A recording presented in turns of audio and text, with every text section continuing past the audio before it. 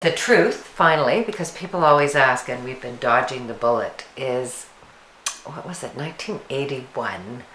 I had gotten, after being a folk singer and being rather broke and that type of thing around Montreal, I got a job 6 nights a week in a English pub where I was allowed to do whatever I want, and there was a huge opening. I thought, I'm going to take this and have a steady salary and see if I can finance my music that way. I was playing music full time at that time. I had left teaching to do this. And there was a huge opening, and someone came up to me and said, "What's your name?" And I said, Elizabeth.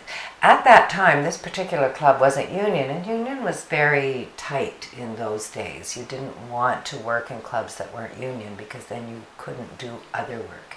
And they said, what's your last name? And I went, Arden. And they looked at me, and I thought, oh, little joke, Riley.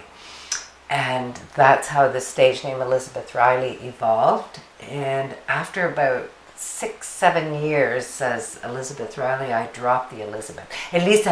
I was working, the owner of this English pub was a Frenchman. He and his brother owned a bar called Alexandre, a bar and restaurant called Alexandre in Montreal on Peel Street. And he called me Elizabeth, so I spelt it that way. And I was Elizabeth Riley, Reilly. And that really seemed to suit me just fine. It had my Irish heritage in it, and it had this little other Elizabeth thing.